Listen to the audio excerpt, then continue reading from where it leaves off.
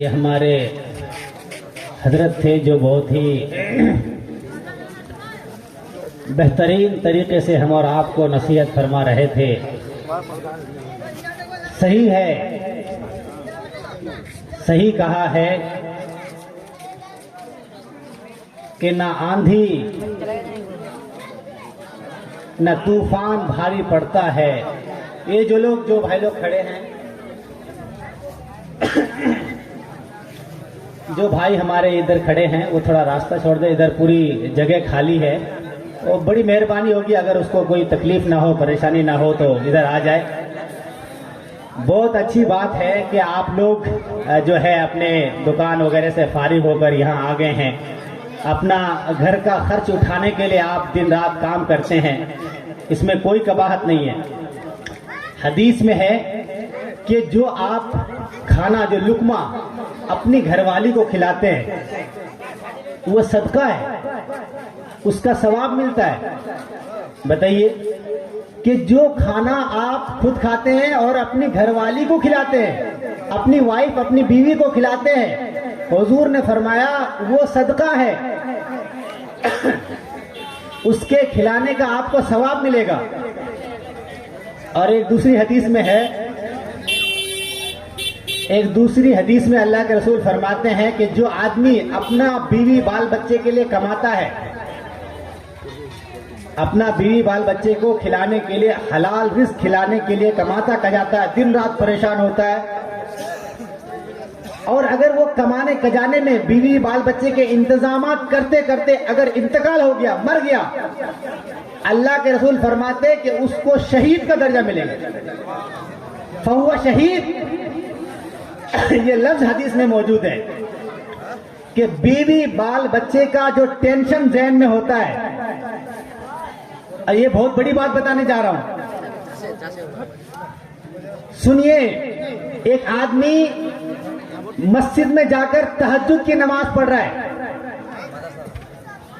سنیے میرے بھائی، ایک آدمی مسجد میں جا کر تہجد کی نماز پڑھ رہا ہے یا نفل نماز پڑھ رہا ہے، اور ایک دوسرا آدمی مسجد میں نہیں، نفل نماز نہیں پڑھ رہا ہے، وہ بازار میں جا کر دکان میں کما رہا ہے، وزن اٹھا رہا ہے، بوری اٹھا رہا ہے.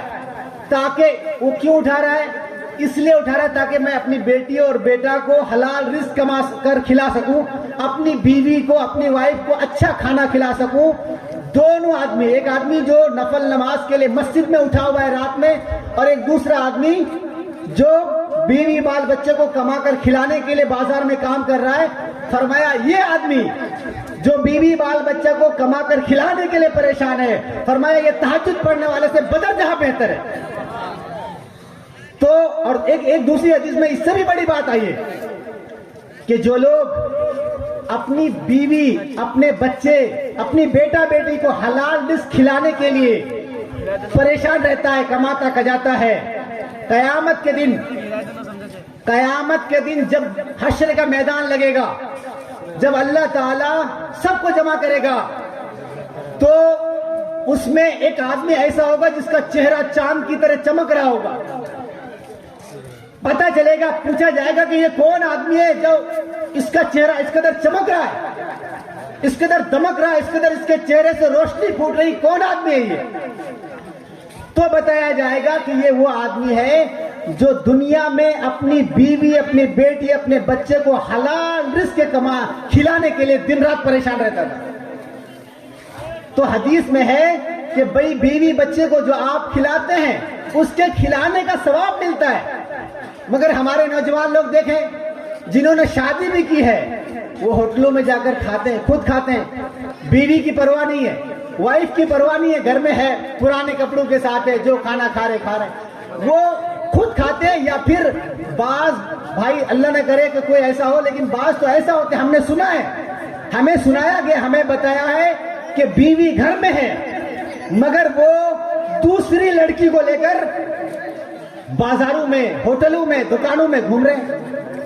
اللہ اکبر، یہ جہنم خرید رہے ہیں آپ. اگر ایسی ہی بات ہے، اگر آپ دو عورت کا خرچ اٹھا سکتے ہیں، دو عورت کو کما کر کھلا سکتے ہیں تو آپ کے لیے شریعت تو منع نہیں کیا. شریعت نے تو کہا ہے کہ 4 شادی کرو.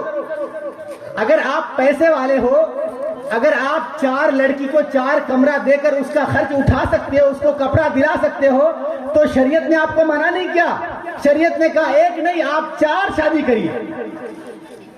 مگر یہ نہیں کہ بیوی تو گھر میں ہے, اس کے کھانے کا پتہ نہیں, یہ کیا کھا رہی ہے نہیں کھا رہی ہے ہمیں کوئی مطلب نہیں, بلکہ دل سے دعا ہے کہ یہ مری جائے تو اچھا ہے, میں کم از کم کھل کر سامنے آؤں اور دوسرے کو لے کے آؤں. ایسی بات نہیں ہے.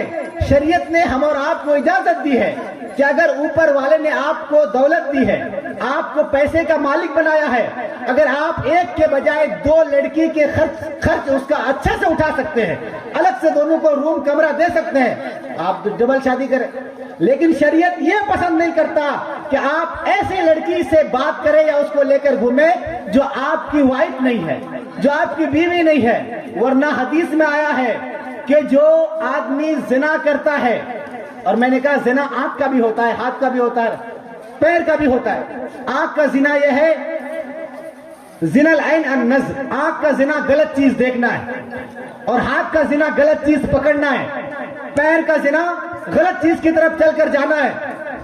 فرمایا کہ زانی زنا کرنے والا قیامت کے دن اس کی شرمگاہ سے بدبو آئے گی, اور اس قدر بدبو آئے گی کہ جہنم کے جتنے لوگ ہیں برے لوگ بھی پریشان ہو جائیں گے کہ کتنا خبیث آدمی ہمارے بیچ آ گیا ہے.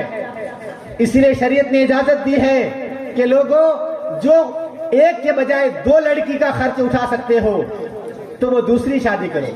اور کیوں نہ ہو, ایک آدمی 100 روپے خرچ کرتا ہے دوسرے کے پیچھے, اپنی وائف کے پیچھے, تو اگر وہ 200 روپے خرچ کرے گا تو یقیناً اس کو زیادہ ثواب ملے گا. ابھی تک ایک لڑکی کی شادی ہوئی اور ایک لڑکی کی شادی نہیں ہوئی, مگر ایک آدمی اس کو شادی کر کے اس کے گھر لا رہا ہے, اس کو مہر بھی دے رہا ہے, زندگی بھر اس کا خرچ اٹھانے کا وعدہ کر رہا ہے, تو پھر بہتر ہے نا, تو وہ تو ثواب میں اس سے بڑھ گیا. اسی لیے حدیث میں ہے, کان کھول کر سنیں, حدیث میں اللہ کے رسول فرماتے ہیں تم میں سے بہتر وہ شخص ہے. کون شخص ہے؟ جو تہجد پڑھتا ہے؟ فرمایا نہیں. جو نفل پڑھتا ہے؟ نہیں. حدیث کی بات بتا رہا ہوں. اللہ کے رسول نے فرمایا تم میں سے بہتر شخص وہ ہے جس کی بیویاں زیادہ ہو. یہ تو آپ سب سے پہلی بار نئی بات سن رہے ہوں گے.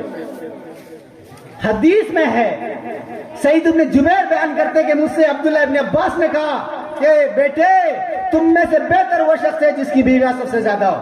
اور بات بھی تو عقل میں آنے والی بات ہے نا. آپ بتائیں, آپ ایمانداری کے ساتھ بتائیں اگر میری بھاشا آپ کو سمجھ میں آ رہی ہے. پھر جو بنگلہ بکتا ہے, ہمارے حضرت مفتی صاحب بھی بیٹھے ہیں, یا میں ان کو روک رکھا ہوں ابھی, لیکن بات آ گئی تو میں بتا دیتا ہوں. ایک بیوی جب گھر میں ہوتی ہے, اس کے بچے ہوتے 2-3 بچہ.